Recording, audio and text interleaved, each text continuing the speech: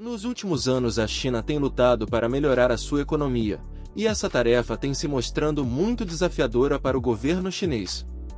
Olá a todos, sejam todos bem-vindos a mais um vídeo no canal Foguete Line. Se você ainda não é inscrito, considere se inscrever e ativar as notificações para não perder vídeos como esse e muito mais.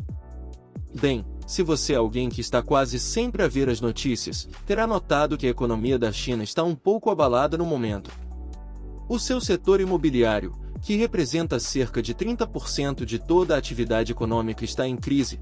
O desemprego, especialmente entre os jovens urbanos bem educados, aumentou tanto que o PCC simplesmente parou de publicar os dados.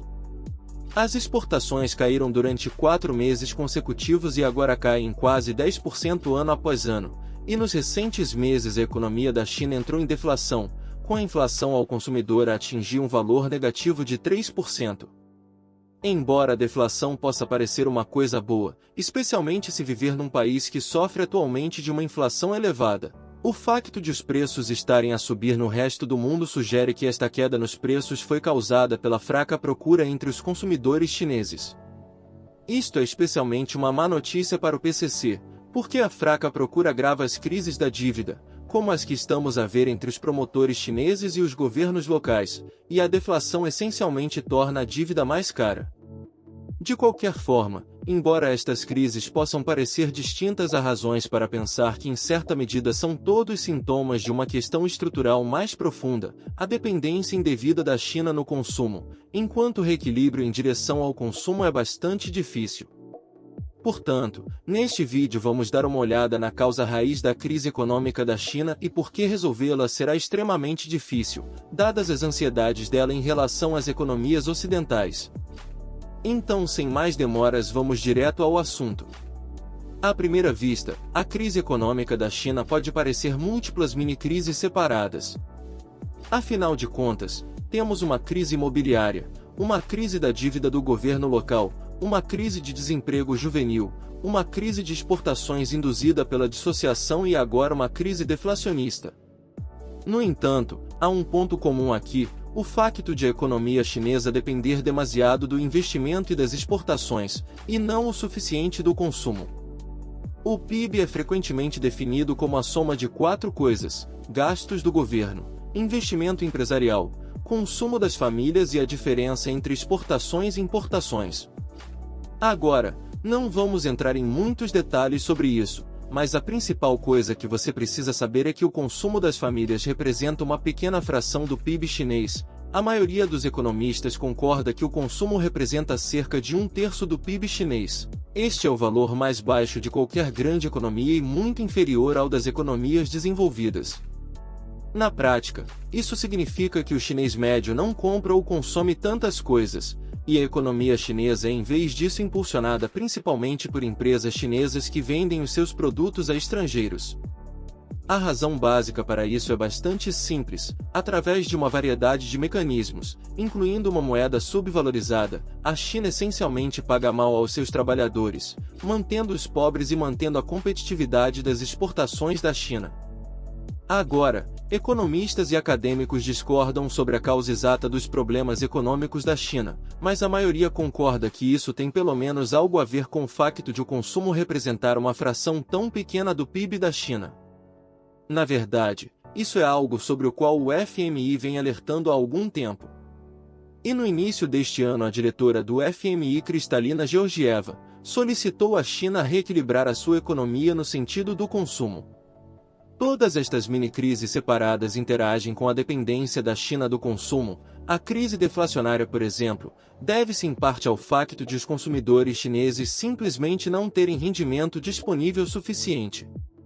A crise da pobreza foi parcialmente causada pelo facto de as poupanças chinesas que são particularmente elevadas porque as pessoas ricas e as empresas podem pagar mal aos seus trabalhadores, não conseguem encontrar investimentos produtivos porque não há procura interna.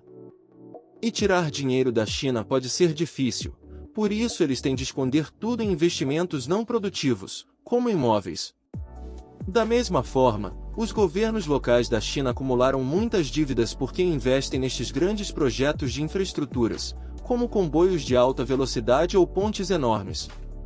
mas os consumidores da China simplesmente não são suficientemente ativos do ponto de vista econômico para realmente fazerem uso produtivo destes investimentos, o que significa que não produzem receitas fiscais mais elevadas para saldar as dívidas. A crise das exportações chinesas é parcialmente causada por uma dissociação liderada pelos Estados Unidos. Claro, mas a crise torna-se particularmente aguda porque os fabricantes chineses não conseguem vender para o seu mercado interno porque, mais uma vez, os consumidores chineses não têm dinheiro suficiente. Da mesma forma, a taxa de desemprego juvenil da China é em parte uma história sobre a inflação educacional, mas também se deve ao facto de, à medida que as exportações diminuem, a economia interna da China não ter força para criar empregos suficientes. Então você entendeu a ideia. As muitas crises econômicas da China são todas, pelo menos em parte, um sintoma do facto de o consumo representar uma pequena fração do PIB da China. Isto é uma má notícia para o PCC, porque se esta análise estiver correta, isso significa que o PCC não será capaz de resolver os problemas econômicos da China encobrindo as várias mini-crises. Em vez disso, terão de reformar estruturalmente a economia chinesa, reequilibrando-a das exportações e dos investimentos para o consumo. Esta é uma grande pergunta por alguns motivos. Em primeiro lugar, o reequilíbrio estrutural significará quase certamente um abrandamento econômico temporário. E em segundo lugar, também irá provavelmente sofrer alguma resistência por parte dos círculos eleitorais da China que beneficiam do sistema atual, incluindo os grandes exportadores e fabricantes que não quererão pagar mais aos seus trabalhadores. Estas dificuldades podem explicar por que é que o PCC sabe que precisará de aumentar o consumo, mas eles ainda não conseguiram fazer isso. O PCC está ciente deste problema pelo menos desde março de 2007, quando, durante a sua conferência de imprensa de encerramento nas duas sessões das reuniões do parlamento, o então primeiro-ministro Wen Jiabao anunciou que o reequilíbrio em direção ao consumo seria uma das principais prioridades do PCC. No entanto, parece haver outra razão, que é a oposição ideológica de Xi Jinping, que vê como consumo de estilo ocidental. De acordo com uma reportagem do jornal americano Wall Street do início deste mês, Xi Jinping rejeitou apelos de outros formuladores de políticas do PCC para aumentar o consumo através de estímulos de crédito por causa de sua citação: objeções filosóficas profundamente enraizadas ao crescimento impulsionado pelo consumo no estilo ocidental, que ele aparentemente considera um desperdício e poderia encorajar a preguiça. Isso não deveria ser uma surpresa total. Em 2021 ele alertou contra a chamada armadilha do bem-estarismo, que ele acredita que cria pessoas preguiçosas na América do Sul. Mas mesmo assim é muito estranho que ele, que é um comunista nominal, pareça um centro-direita ou direita quase liberal. Agora, enquanto Xi está preocupado com os excessos do consumo no estilo ocidental, pode ser compreensível sem pelo menos algum reequilíbrio, é pouco provável que a economia da China recupere totalmente. Em suma, se os problemas econômicos da China são de facto uma consequência da sua subdependência do consumo, então resolvê-los será difícil e talvez impossível se ele permitir que suas ideias sobre o acesso ocidental interrompam as mudanças necessárias. Agora, isso não é tudo.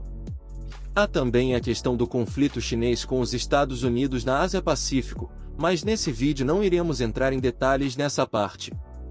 Mas comente aqui embaixo se você quer que a nossa equipe faça um vídeo sobre isso.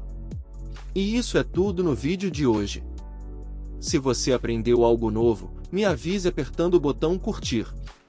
Se quiser continuar aprendendo, inscreva-se no canal e ative o sininho de notificação. Melhor ainda, compartilhe o vídeo com seus amigos e familiares para que eles também possam se atualizar. Nos vemos nos próximos vídeos, e um forte abraço.